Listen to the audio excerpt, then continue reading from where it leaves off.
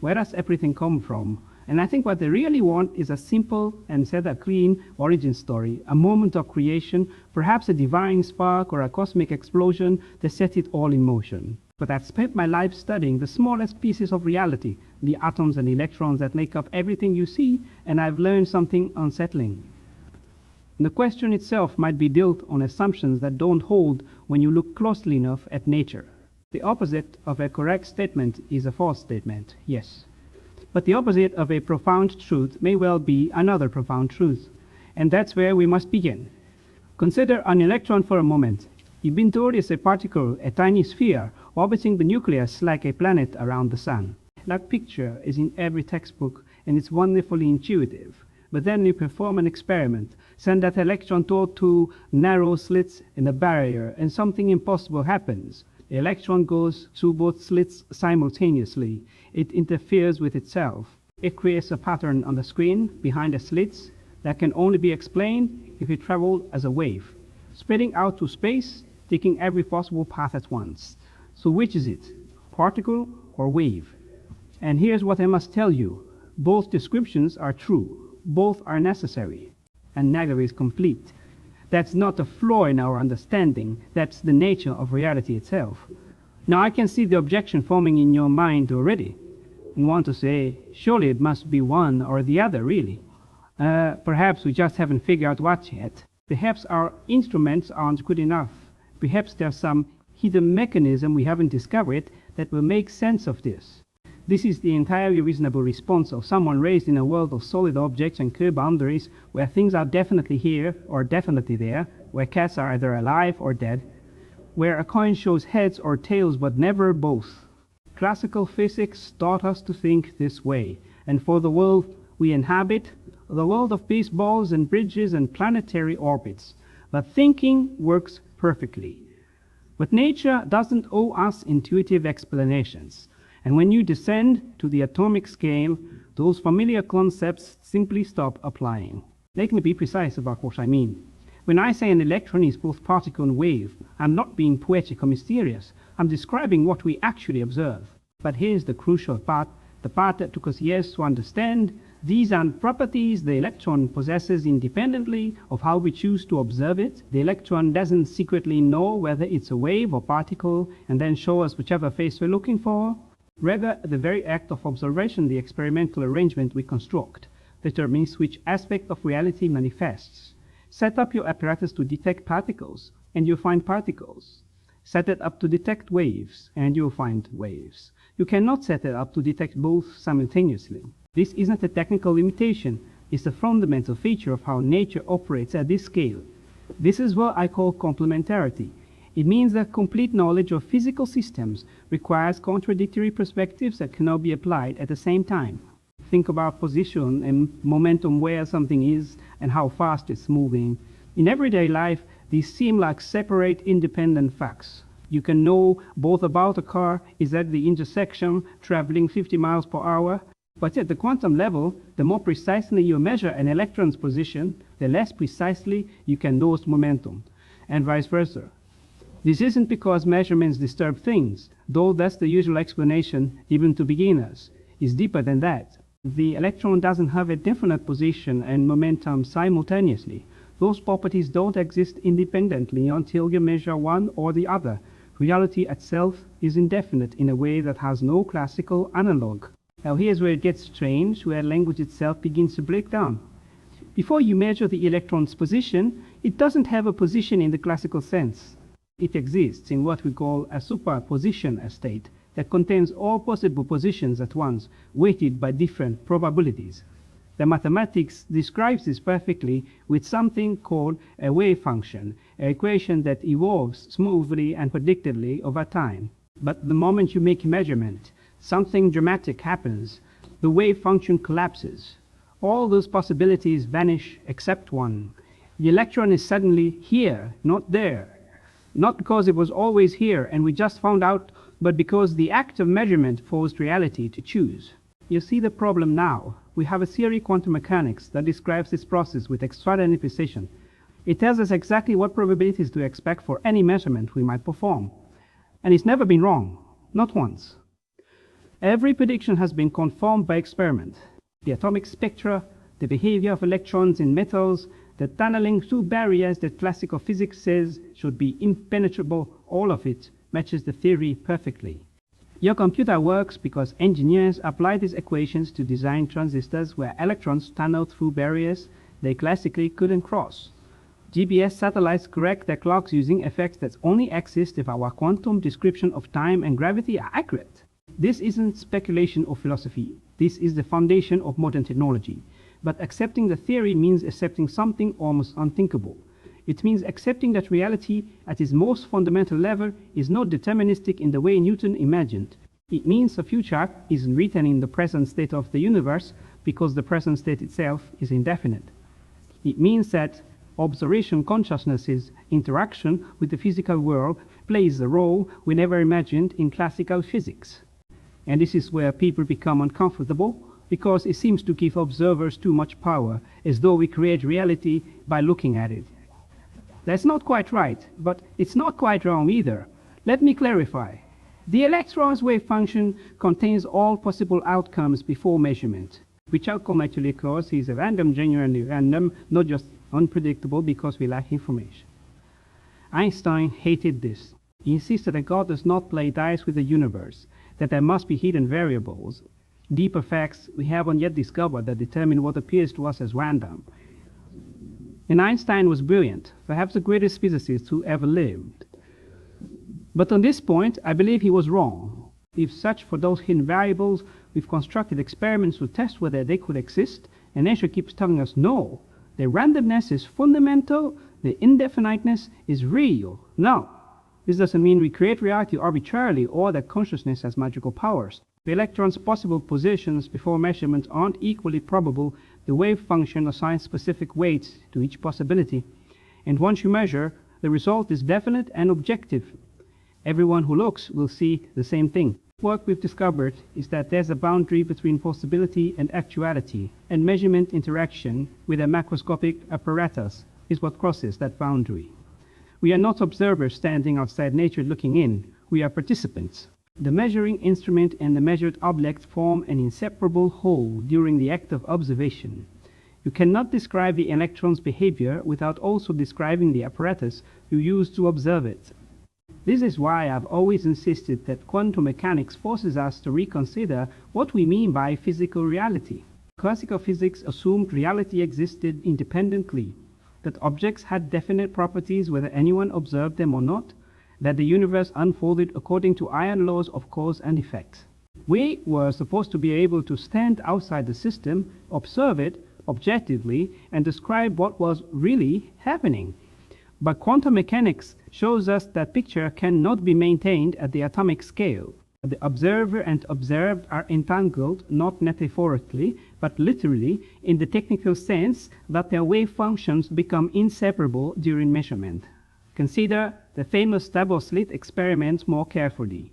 Send individual electrons one at a time toward the two slits. Each electron leaves a single dot on the detection screen. It arrives as a particle, but over time, those dots accumulate into an interference pattern, the signature of waves. How does one electron know where to land to create that pattern? The standard answer is that the electron's wave function passes through both slits, interferes with itself, and the resulting interference pattern determines the probabilities of where the particle will be detected. Each individual detection is random, but the collective behavior reveals the underlying wave nature. But now add a detector at the slits to observe which slit each electron passes through. The moment you do this, the moment you gain information about the electron's interference pattern vanishes. The electrons behave like classical particles, each going through one slit or the other. The wave aspect disappears. And here's the profound part. Nothing physically touches the electron or disturbs it. Simply arranging the apparatus in a way that could in principle tell you which path the electron took is enough to change the outcome. The potential for observation alters reality. This leads to uncomfortable questions. What counts as observation? Does it require a conscious observer? What about an automatic detector? What about the detector whose results no one ever looks at? These questions haunted us in the early days and they still generate debate. But here's what I can tell you. As far as we can determine experimentally, any interaction with a macroscopic measuring device is sufficient to collapse the wave function. Consciousness may be necessary for someone to know the result, but the collapse itself happens when quantum and classical systems interact. The boundary is real even if we can't specify its exact location.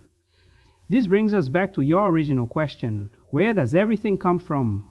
In classical physics, the answer was straightforward. Trace causes backward through time far enough when you reach some initial state. Perhaps the Big Bang, perhaps an eternal universe, perhaps God's creative act. But quantum mechanics complicates this picture enormously. If properties don't exist until measured, if the past itself is indefinite until observed, then the question of ultimate origins becomes almost meaningless in the classical sense.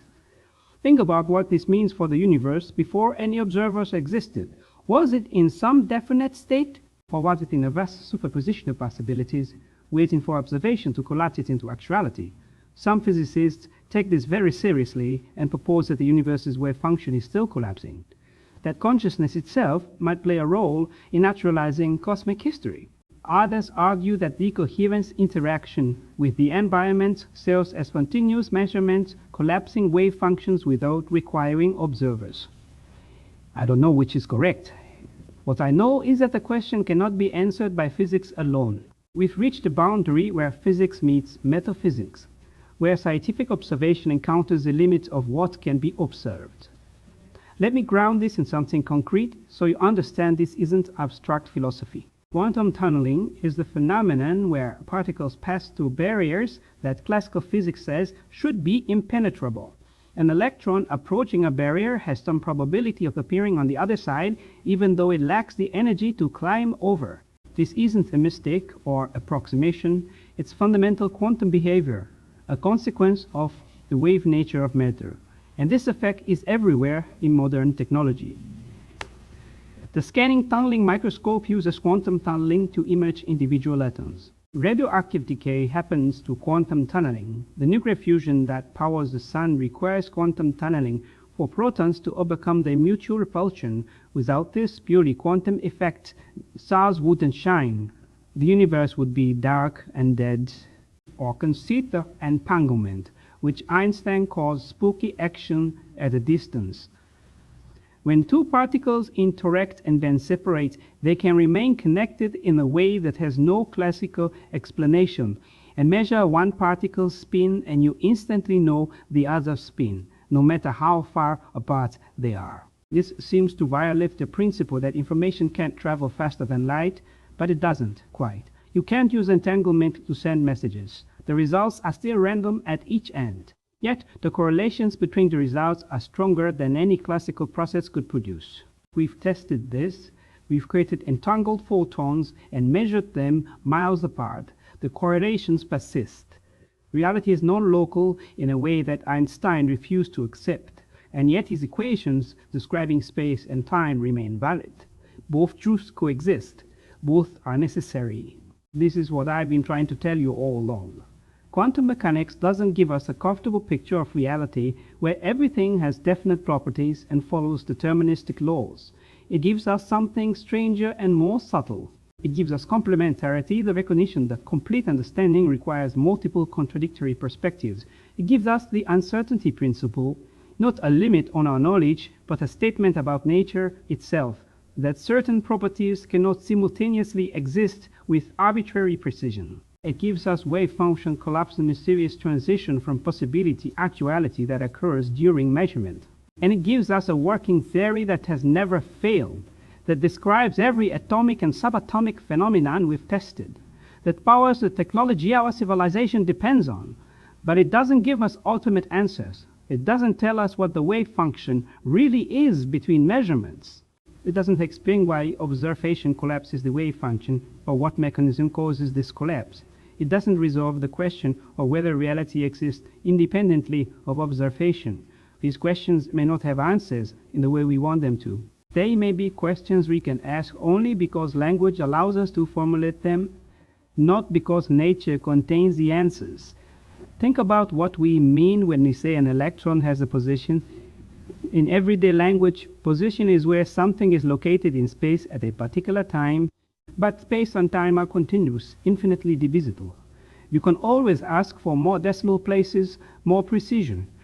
Classical physics allowed arbitrarily precise position, but quantum mechanics says no, not because our instruments are imperfect, but because position at the quantum level isn't a property that exists with infinite precision. The electron is described by a wave function spread over some region of space.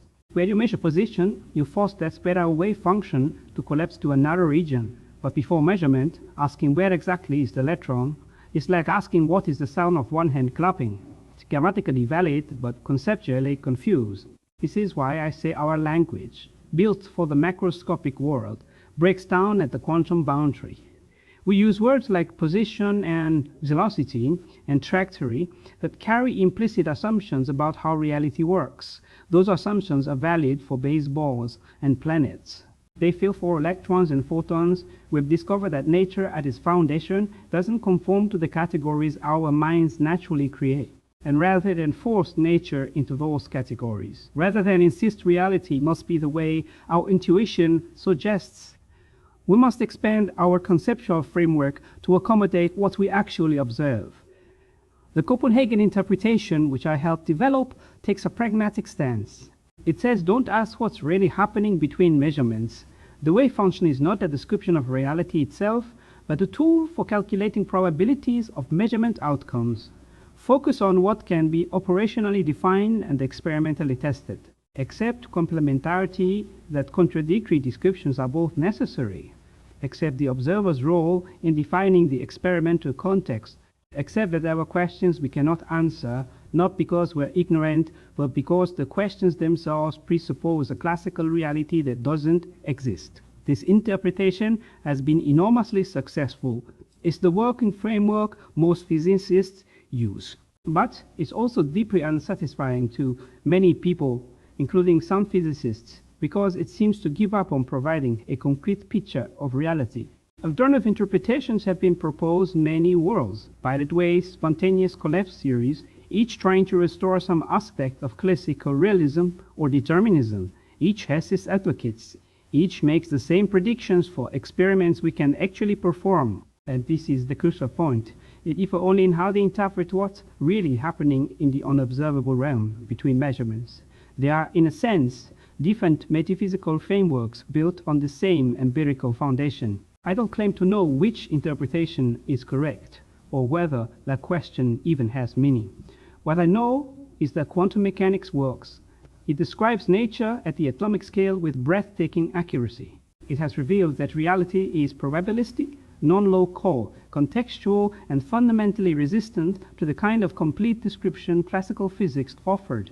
And perhaps that's the deepest lesson. Physics has given us enormous power to manipulate atoms, to build technologies our ancestors would consider magical, to peer into the structure of matter and energy and space-time itself. But it has also shown us the boundary of what can be understood, not a temporary boundary that better theories will eventually cross, but perhaps a permanent boundary written into the nature of reality itself. Where does everything come from? The question assumes a classical universe where cause and effect chain backward to some definite origin. But in a quantum universe, where the past itself is indefinite until observed, where particles exist in superposition until measurement forces them to choose, where observation and reality are inseparable in such a universe, the question transforms into something stranger. Perhaps everything comes from an original superposition of all possibilities, and observation measurements by any macroscopic system is the process that selects which possibilities become actual.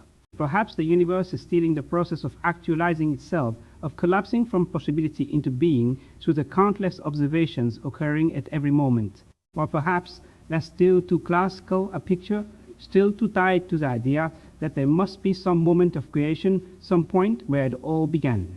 Perhaps quantum mechanics is telling us that reality doesn't work that way at all, that time itself emerges from something more fundamental, that asking about ultimate origins is like asking what's north of the North Pole, a grammatically valid question that misunderstands the structure of what it's asking about. I've spent my life studying these questions, and I can tell you honestly, I don't have final answers.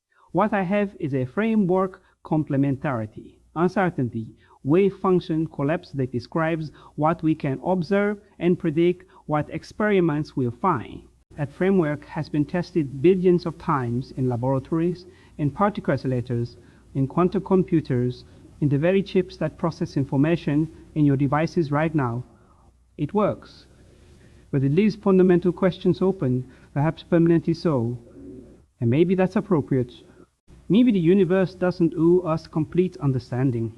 Maybe consciousness emerged in a cosmos that will always remain partly mysterious, where we can learn to predict and manipulate, but never fully comprehend.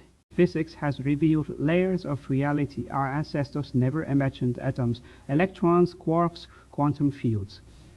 Each layer deeper, we found nature stranger and less intuitive. Who's to say we've reached the bottom?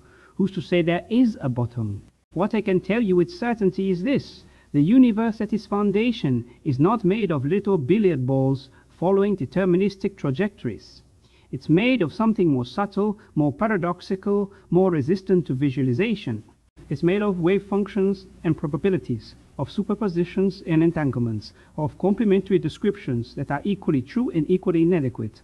Reality is not out there waiting to be discovered, independent of observation. Reality is what emerges from the interaction between quantum systems and the measurements we perform on them. We are not separate from the universe we study. We are part of it, and that participation shapes what we can know and how we can know it. This isn't defeat. This is wisdom. The recognition that knowledge has limits isn't pessimism, it's realism. And within those limits, we've achieved something extraordinary. We've learned to describe and predict the behavior of atoms with precision our grandparents would have considered impossible. We've built a civilization on quantum technology. We split the atom, released its energy, and faced the consequences of that knowledge. We looked deeper into matter than anyone thought possible, and found not solid substance, but ephemeral patterns of probability. Not certainty, but superposition. Not the universe Newton imagined, but something far stranger and more beautiful. So where does everything come from? I'll give you Bohr's answer.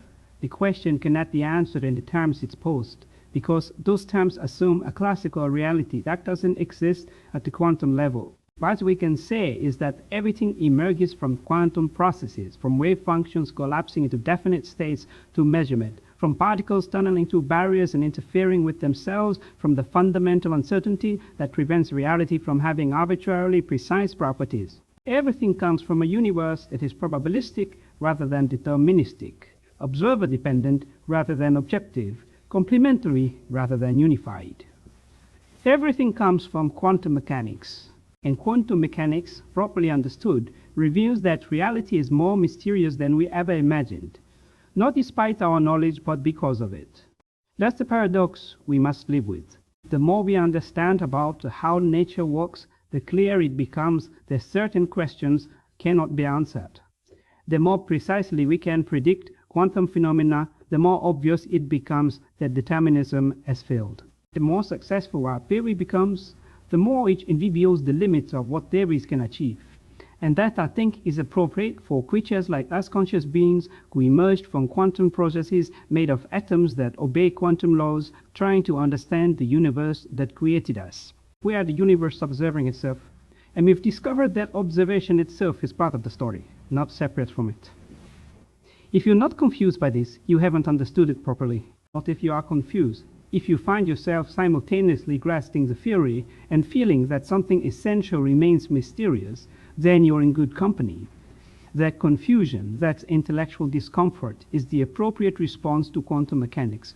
It means you're taking it seriously. It means you're not settling for comfortable lies or superficial explanations. It means you're facing the same questions I faced, the same paradoxes Einstein struggled with, the same mystery that has occupied the greatest minds in physics for a century.